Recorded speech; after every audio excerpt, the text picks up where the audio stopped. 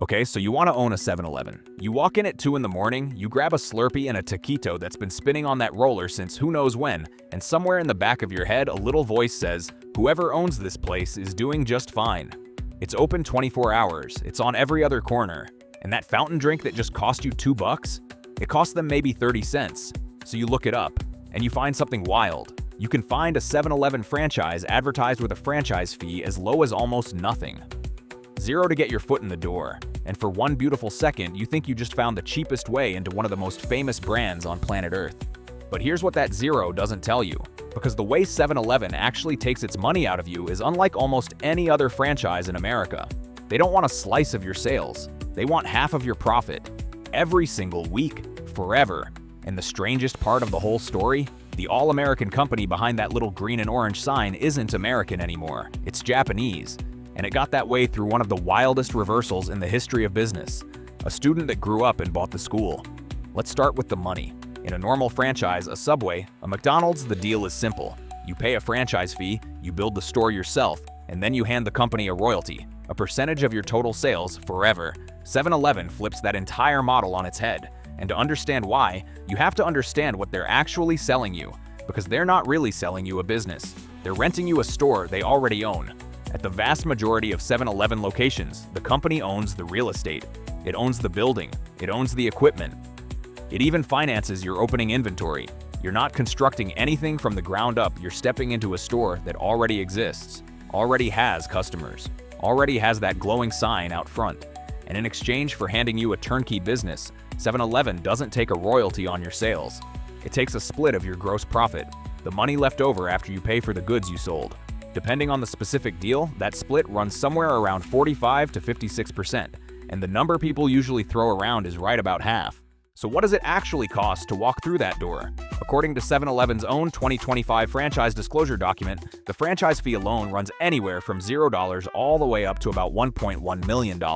And the reason it swings that wildly is the part nobody expects. You pay more for a store that's already doing well. The fee is tied to how much profit the location already generates, its sales history, its age, even how many other stores are up for grabs nearby. So a sleepy store might cost you next to nothing to take over, while a busy corner in a big city can run 7 figures just for the keys. On top of the fee, you put down roughly $29,000 for your opening inventory, licenses, and permits, plus the cash to stock the registers.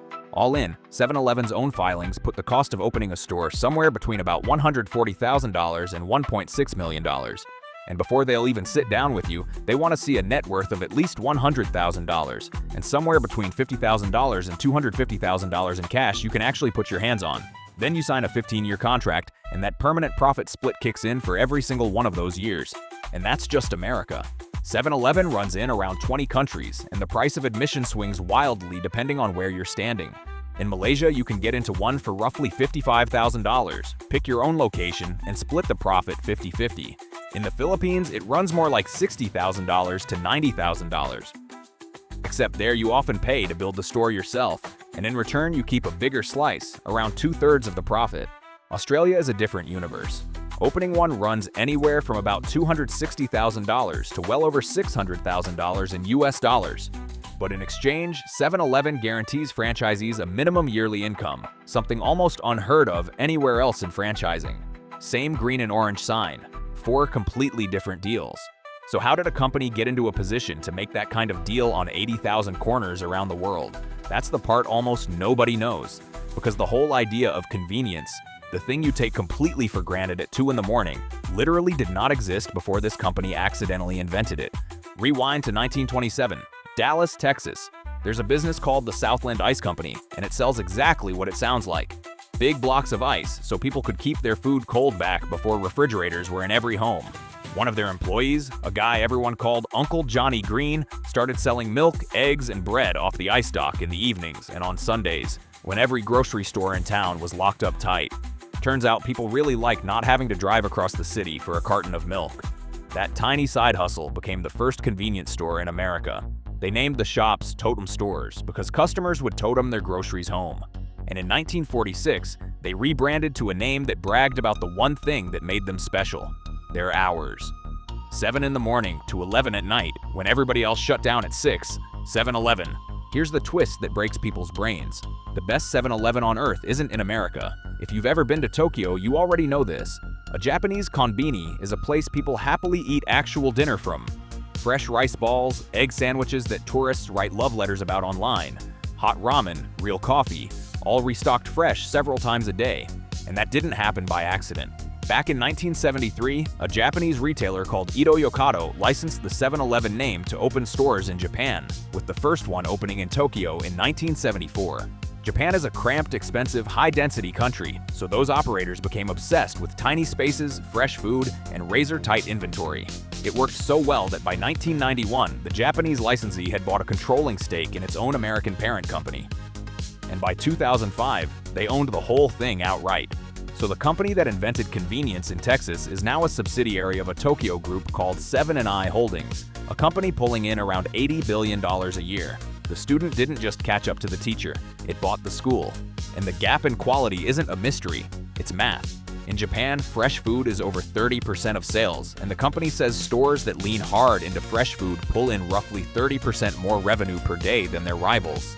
Because fresh food is where the fat margins are.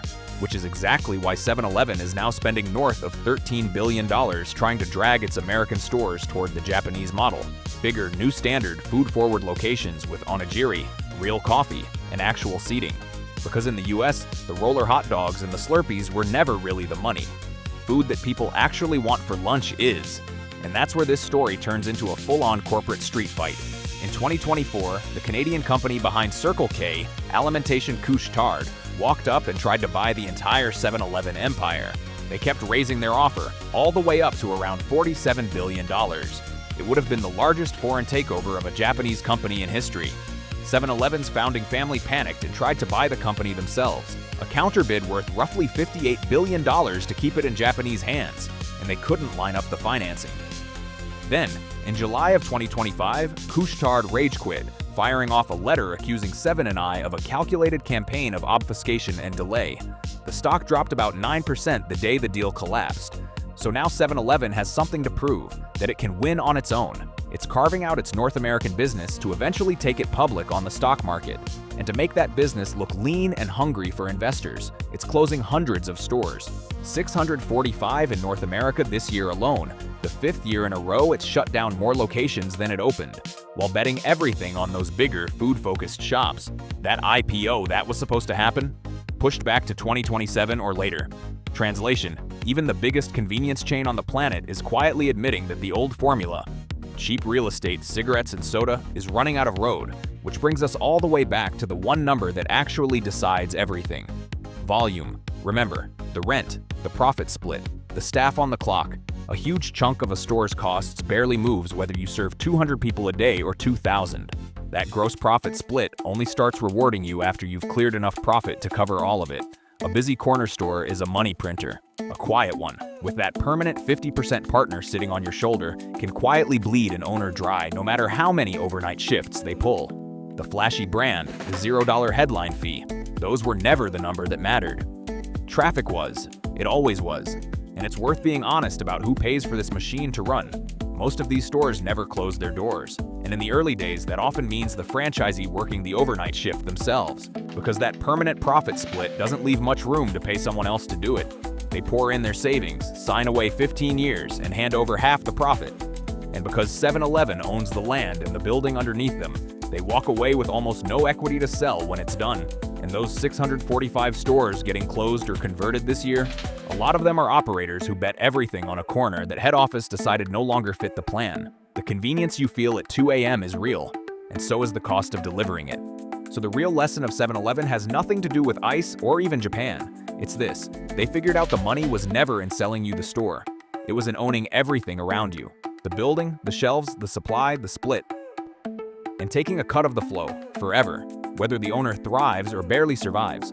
That's how a company that started selling blocks of ice 100 years ago is still standing on more than 80,000 corners around the world. So the next time it's 2 in the morning and you're standing there with a Slurpee in one hand, take one more look around. You're not in a store that somebody got a cheap deal to own.